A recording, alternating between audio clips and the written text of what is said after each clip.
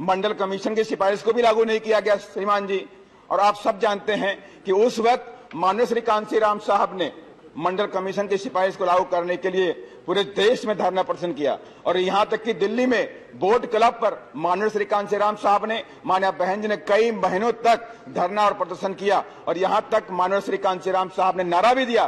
कि हम वोट से लेंगे सीएम पीएम और मंडल से लेंगे एसपीडीएम।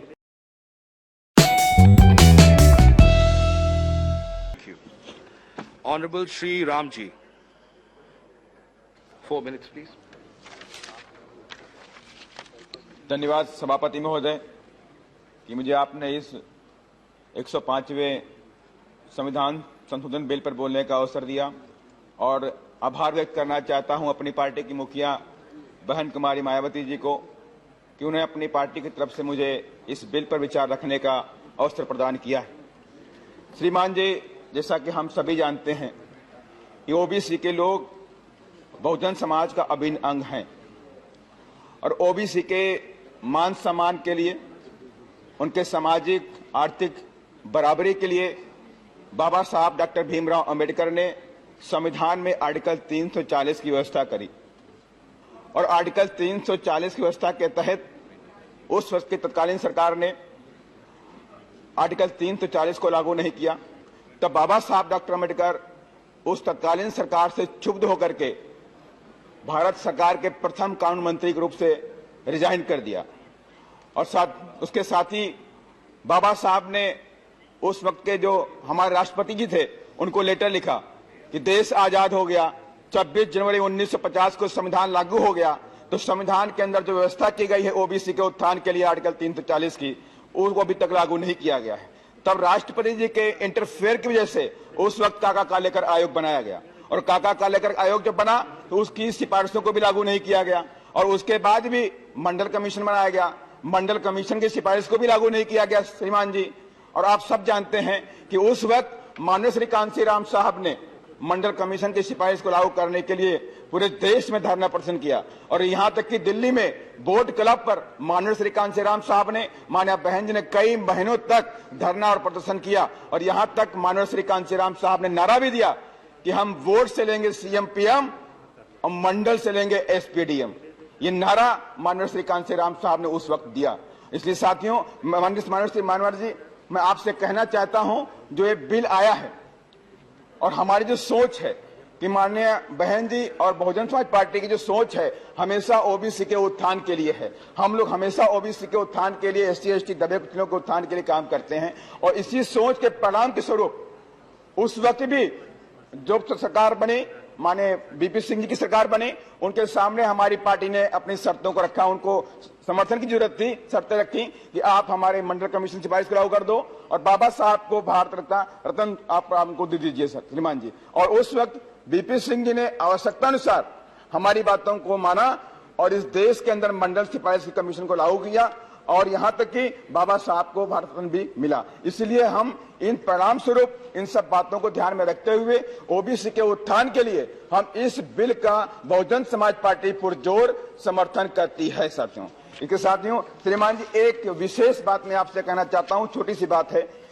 लेकिन श्रीमान जी, उत्तर प्रदेश में ही सरकार आपकी है, भारतीय जनता पार्टी की सरकार है। 2 मार्च 2019 में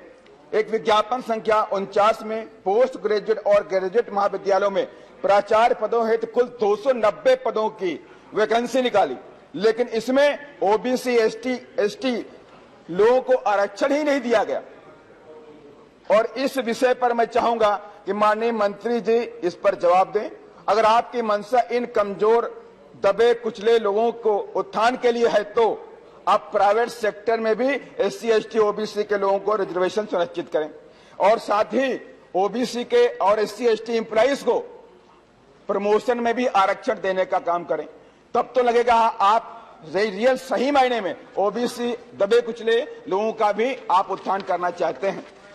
अभी माननीय श्री काफी हमसे उम्र में बड़े हैं,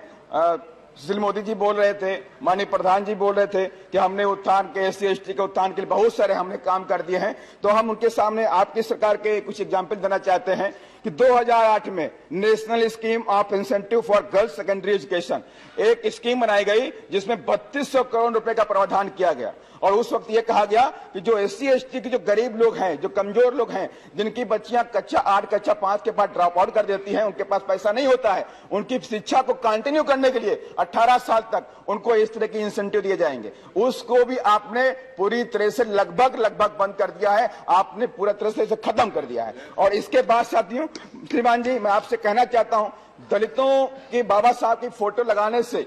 अगर दलितों का उत्थान होता, OBC का उत्थान होता, ST का उत्थान होता, तो श्रीमान जी बहुजन समाज पार्टी पार्लियामेंट से लेकर कन्याकुमारी तक बाबा साहब के फोटो लगा देती साथियों। लेकिन ऐसा नहीं होता है। जब तक हम बाबा साहब के मंशा के अनुरूप, बाबा साहब के संविधान के अनुरूप काम नहीं करेंगे, तब तक इन वर्गों का उत्थान नहीं होने वाला है। इसलिए मैं आपसे एक एग्जाम्पल देना चाहता हूं कि आजमगढ़ में एक घटना घटी। दलित समाज का पारसी बिरादरी का एक प्रधान था, प्रधान पति है श्रीमान जी, एक प्रतिष्ठित फैमिली है, और उस बस मैं खत्म कर रहा हूं, और उसका भाई जो है PWD में इंजीनियर है, उसकी फैमिली गांव में रुकी हुई थी। किन्हीं कारणों में किसी से विवाद हुआ, वहां की सारी फोर्स पहुंची, सारी पुलिस पहुंची और उन महिलाओं को बेइज्जत किया, उनके कपड़े फाड़े गए, और रात में 12-1 बजे कई थानों के, मैं श्रीमान जी आपको बात बता रहा हूं, आप बात कर सकते हैं, और कई थानों की पुलिस पहुंची, बुलडोजर लेकर के उनके मकानों को ध्वस्त किया गया। श्रीमान जी, वो लोग कोई अपराधी नहीं थे, कोई क्रिमिनल नहीं थे, कोई डॉन माफिया नहीं थे, वो एक साधारण से प्रधान के पति थे, माने कि अपने गांव में प्रतिष्ठित लोग थे। साथ में अगल बगल में 5 और दलित परिवारों के भी मकान ध्वस्त कर दिए गए। इसलिए श्रीमान जी, इन सब बातों पर ध्यान रखिए, और मैं आपसे, आपके माध्यम से सरकार से आग्रह करता हूं कि SC ST के प्रमोशन, OBC के प्रमोशन में रिजर्वेशन और प्राइवेट सेक्टर में रिजर्वेशन का बिल लेकर आए। हम आपका पुरजोर समर्थन करेंगे। धन्यवाद। Thank you.